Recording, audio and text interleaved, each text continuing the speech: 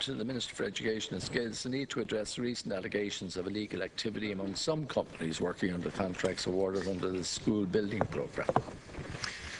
Thanks, Ken Corla. As you know, about 3 weeks ago in the House, I tried to raise the issue of alleged social welfare and tax fraud on some public capital programme construction sites with Taoiseach Kenny and the Order of Business.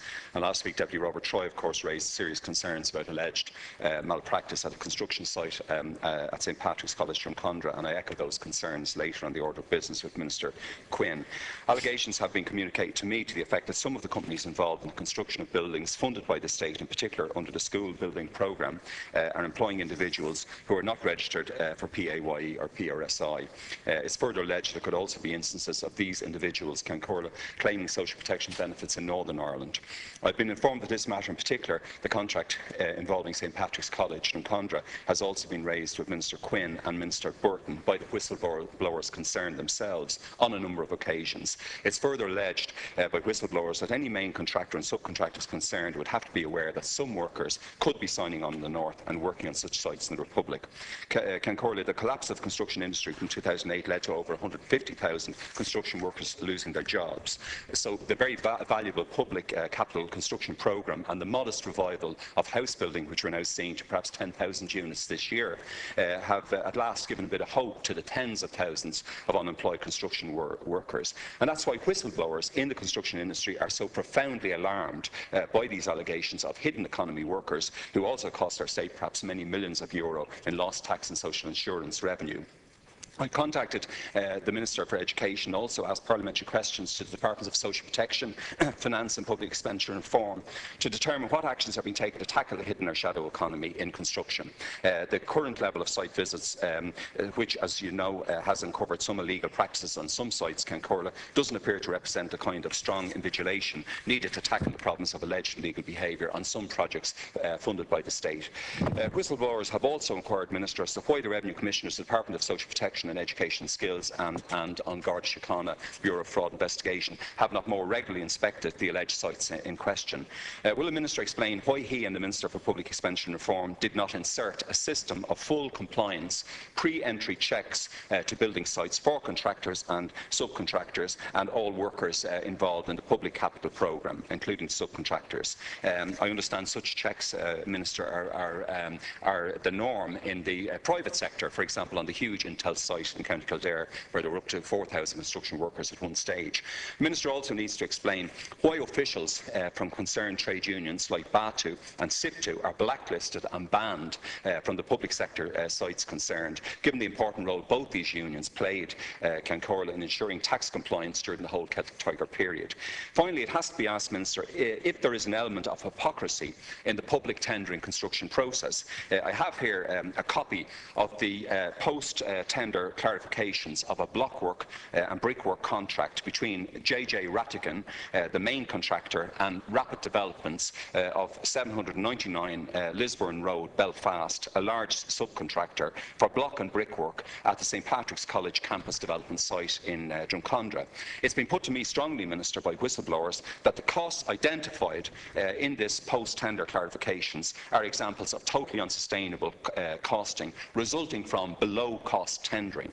I am informed that the figures in this document are perhaps about 50% or less of what's considered a sustainable cost and pricing. So is the Minister and the Government, do you stand over the unsustainable and perhaps even below-cost tendering for the 2.1 billion schools and other public infrastructure projects? And given the report and anomalies which I've referred to again today, what are you going to do, Minister, in order to address and answer the allegations reported to me and to Deputy Troy and to others, and which I've briefly outlined once again today? Obviously, I'm not sure of the status of Minister Quinn at the moment.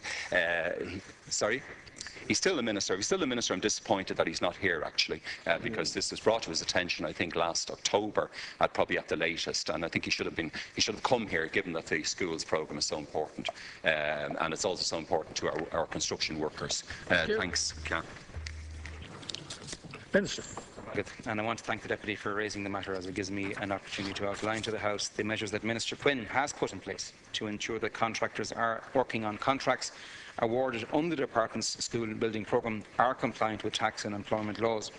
As the Deputy is aware, in common with the rest of the public sector, All Department of Education and Skills capital works projects are tendered and awarded under the standard public works contracts as required by the Department of Public Expenditure and Reform and the Government's Contracts Committee for Construction, the GCCC. The guidelines require a competitive process carried out in an open, objective and transparent manner to achieve best value for money in public procurement. Essential principles to be observed in conducting all procurement functions include non-discrimination, equal treatment, transparency, mutual recognition, proportionality, freedom to provide service and the freedom of establishment. Any contractor wishing to tender for any building projects funded by my department must sign a personal situation declaration under oath confirming that they are in compliance with Regulation 53 of SI 329 of 2006, which requires the contractor, among other things, to confirm that they have not been convicted for failing to fulfil an obligation to pay a social security contribution or to pay a tax or a levy as required under a law of the country or territory. Where a contractor fails to provide that declaration, they are excluded from tender competitions being run by my department. Contractors must also provide a tax clearance certificate or demonstrate a satisfactory level of tax compliance before they are awarded a contract.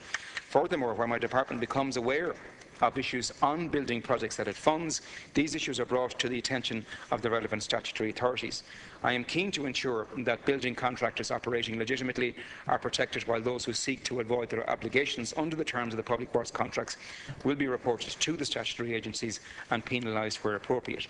I am happy that the vast majority of building contractors are compliant. However, given the large sums of public money involved in the capital spend of the education sector, my department appointed Contractors Administration Services (CAS) in April of 2013 to conduct random audits on school building projects in order to verify compliance with the relevant pay and conditions clauses in the public works contracts.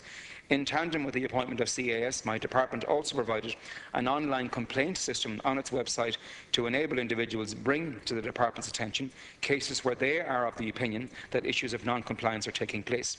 The CAS are continuing to conduct audits on school and college building projects, and any issues of non-compliance brought to the attention of my department will be audited by CAS, and should irregularities be uncovered in terms of non-compliance with employment law, enforcement and prosecution falls under the remit of NERA. My department will liaise with NERA on the progress of the random audits by CAS and will report any discrepancies found to it. If an audit uncovers any other matters of concern regarding tax compliance or indeed social welfare fraud, such matters will be referred to either the Revenue Commissioners and/or the Department of Social Protection as appropriate. Deputy Broughan. Well, just to ask you, Minister, are the main contractors, and you've outlined the process there for public tendering, but are they not responsible for all subcontractors and the workers of all subcontractors on a site? And what can the government do? I mean, if you do find non-compliance, can those contracts, could it be terminated? Could you apply to re-tender it? I mean, what kind of sanctions are actually in place for a main contractor who doesn't seem to be observing the rules that you have outlined? You mentioned CAS there in your reply, the Contractors Administration Services. But again, whistleblowers ask me if in actual fact CAS has the kind of expertise. It seems to be mainly a forensic kind of accounting and auditing company, a private company. But why are the state agencies not in fact ensuring that the laws are being upheld? And you also haven't responded in relation to pre-entry checks on all workers and all personnel going onto sites under the public tendering process, and indeed for current sites. And I mentioned the reference there to I refer to the public sector, to sites of companies like Intel, for example, when they were building all their fabs, and where there was very strict invigilation of who entered the site.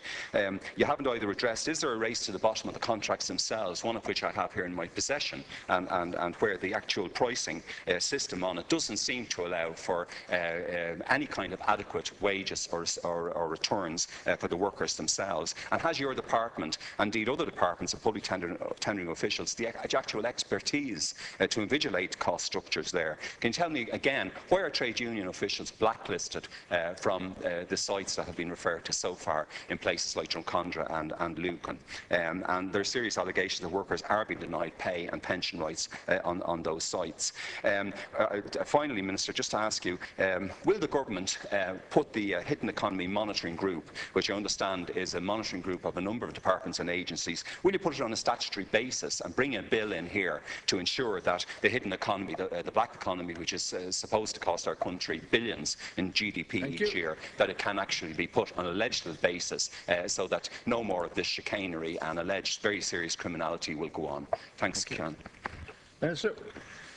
The reason that CAS has been chosen as the body to carry out these random audits is because it does have the expertise and significant forensic accounting expertise to determine whether or not labour law is being complied with on these various sites. And so far, CAS has completed 16 random audits on school college construction sites, with one audit ongoing. And as a result of those audits, information in relation to 5 projects have been referred to the Revenue Commissioners, 1 to the DSP and 1 to NERA. And again, these are the entities with the legislative backing and the expertise to take any action that is required in terms of punishment or sanction for the contractors concerned.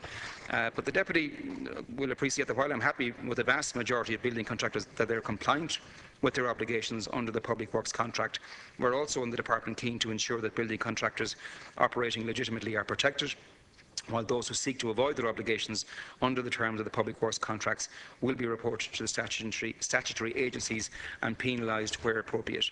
We do have, within the machinery of the state, significant expertise and significant sanctions to be able to take action in these instances where such transgressions are taking place, and we are proactively addressing the issues that have been raised by whistleblowers through the CAS architecture. Thank you. Thank you.